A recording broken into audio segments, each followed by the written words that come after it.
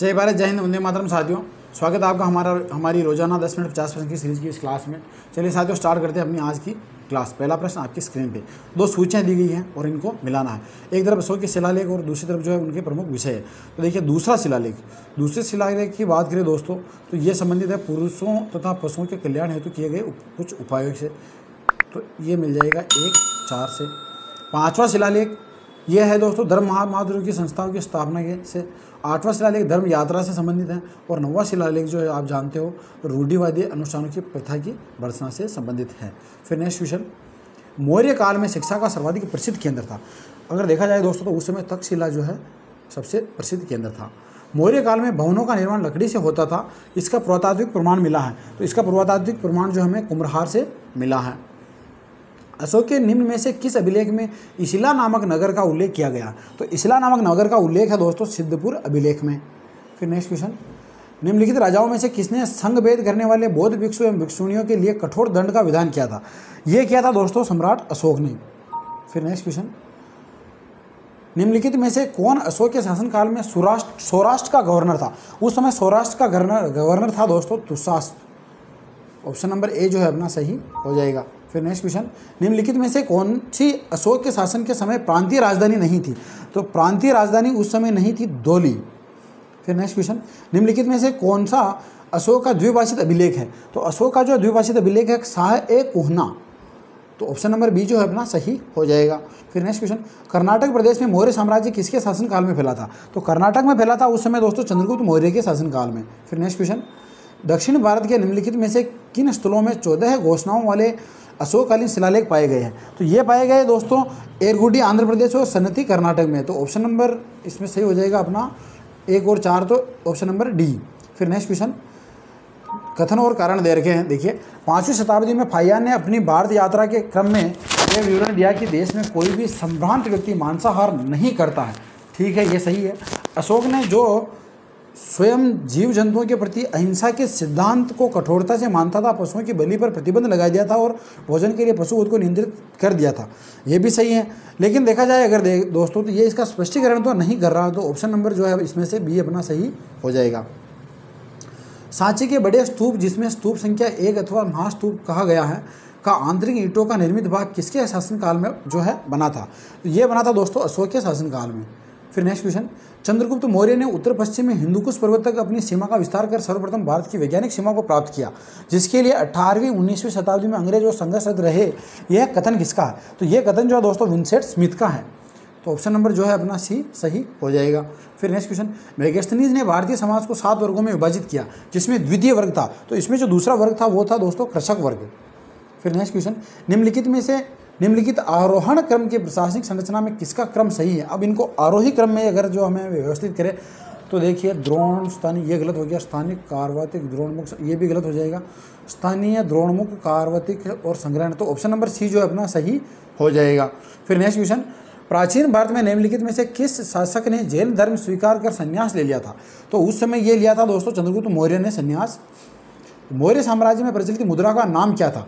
तो उस समय मुद्रा का नाम था पण। इसे कारसापण भी कहा गया है। निम्नलिखित में से कौन मौर्य वंश का शासक नहीं था? अब इनमें से अगर देखा जाए तो अजातशत्रु जो है ये मौर्य वंश से संबंधित नहीं है। निम्नलिखित में से अशोक का उत्तराधिकारी कौन था? तो अशोक के उत्तराधिकारी की बात करें तो कुणाल जो है उस अशोक का उत्तराधिकारी था। मुद्रा राक्षस का लेखक निम्न में से कौन है? तो मुद्रा राक्षस के लेखक हैं विशाखादत्त। निम्नलिखित किस शहर के शिलालेख नहीं है? अगर इनमें से देखा जाए दोस्तों तो पाटलिपुत्र में जो है शिलालेख नहीं है। अशोक का लेखक समकालीन था। अर्थशास्त्र का लेखक जो है किसका समकालीन था? तो ये चंद्रगुप्त मौर्य का समकालीन था। वह स्रोत जिसमें पाटलिपुत्र के प्रशासन का वर्णन उपलब्ध है वह है। अगर इनमें से देखा जाए तो इंडिका जो है पुस्तक है मेगास्थनीज की, इसके अंदर जो है पाटलिपुत्र के प्रशासन का उल्लेख है। अशोक के अभिलेखों में प्रयुक्त भाषा है। तो अशोक के जो अभिलेख है दोस्तों उसमें भाषा प्राकृत है। फिर नेक्स्ट क्वेश्चन, निम्नलिखित में किस मौर्य राजा ने दक्कन की विजय प्राप्त की थी? तो दक्कन की विजय प्राप्त की थी दोस्तों चंद्रगुप्त मौर्य ने। फिर कौटिल्य के अर्थशास्त्र में किस पहलू पर प्रकाश डाला गया है? तो कौटिल्य का जो अर्थशास्त्र में उसमें राजनीतिक नीतियों के बारे में बताया गया है। निम्न में से कौन सा क्षेत्र अशोक के साम्राज्य से में सम्मिलित नहीं था? अब इनमें से देखा जाए दोस्तों तो श्रीलंका जो है उस समय अशोक के साम्राज्य में सम्मिलित नहीं था। पाटलिपुत्र को किस शासक ने सर्वप्रथम अपनी राजधानी बनाई थी? तो पाटलिपुत्र को जो दोस्तों चंद्रगुप्त मौर्य ने सबसे पहले अपनी राजधानी बनाई थी। पाटलिपुत्र में स्थित चंद्रगुप्त का महल मुख्यतः बना था। तो ये जो महल है दोस्तों लकड़ी का बना हुआ था। फिर नेक्स्ट क्वेश्चन, किस अभिलेख से यह साबित होता है कि चंद्रगुप्त का प्रभाव पश्चिम भारत तक फैला हुआ था? तो ये रुद्रदामन का जो जूनागढ़ अभिलेख है उससे हमें ये जानकारी मिलती है। केवल वह स्तंभ जिसमें अशोक ने स्वयं को मगध का सम्राट बताया है। अगर इसकी बात करें दोस्तों तो ये बाबरू का जो स्तंभ है अपना विराट वाला, इसमें बताया गया है। अब यहाँ 2 सूचियाँ दे रखी है, अब इनमें से जो है इनको जो अपने को मिलाना है। तो देखिए, चंद्रगुप्त इनको सेंड्रोकोर्स भी कहा गया है, बिंदुसार इनको अमित्रघात कहा गया है, अशोक इनको प्रियदर्शी भी हम कहते हैं, और चाणक्य विष्णुगुप्त कहा गया है। प्रथम भारतीय साम्राज्य स्थापित किया गया था।